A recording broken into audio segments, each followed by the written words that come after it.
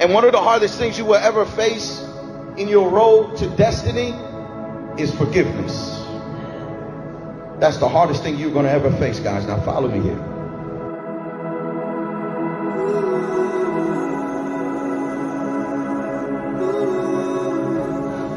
Why do marriages end in divorce? Why do family members stop speaking to each other and completely cut each other off? How can two childhood friends grow up together and can't stand being in the same room with each other and have a passion or a hatred towards each other? How come people leave churches and be upset and become church hurt? It's all because of offenses, guys. All because of offenses.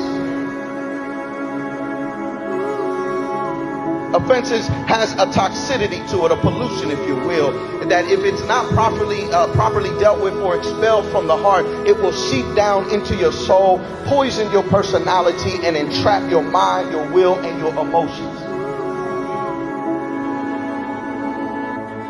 Offenses, if they're not properly dealt with, they will rob you of your peace. They will rob you of your joy. They will rob you of your faith. This is why the disciples said, increase our faith.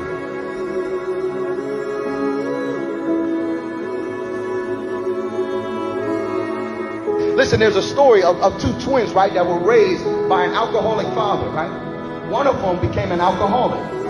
And they told him, they said, you know, why are you an alcoholic? You're just like your daddy. Why are you an alcoholic? He said, it's because I was raised as an alcoholic. The other twin never touched the drink in his life. And they say, that's kind of ironic. Why haven't you even touched a drink? He said, because I was raised by an alcoholic father.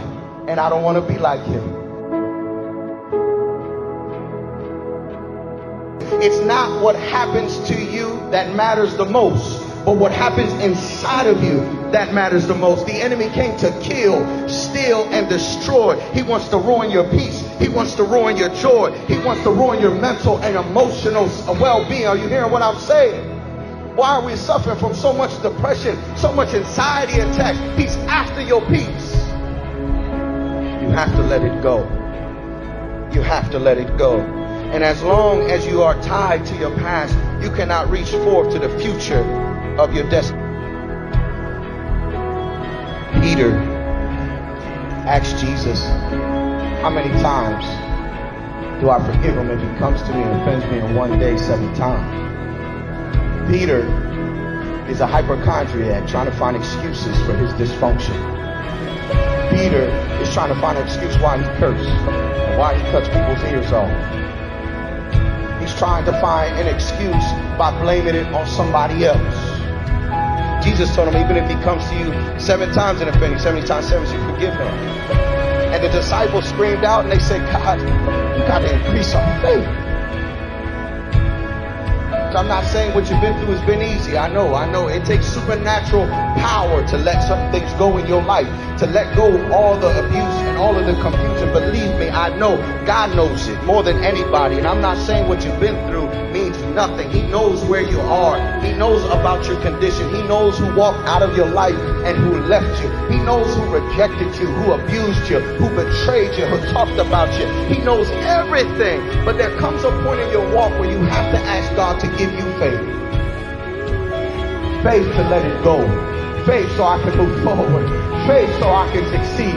Faith so I can reach my destiny. Faith so I can forgive those who hurt me. Faith to forgive my parents who betrayed me, who speak negativity over my life. Faith, God, increase my faith so I can continue to move forward.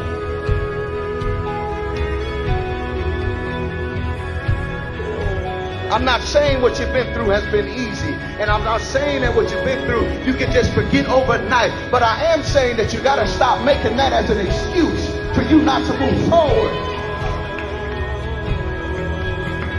There comes a time when you have to let it go. The trap, they're living their life, right?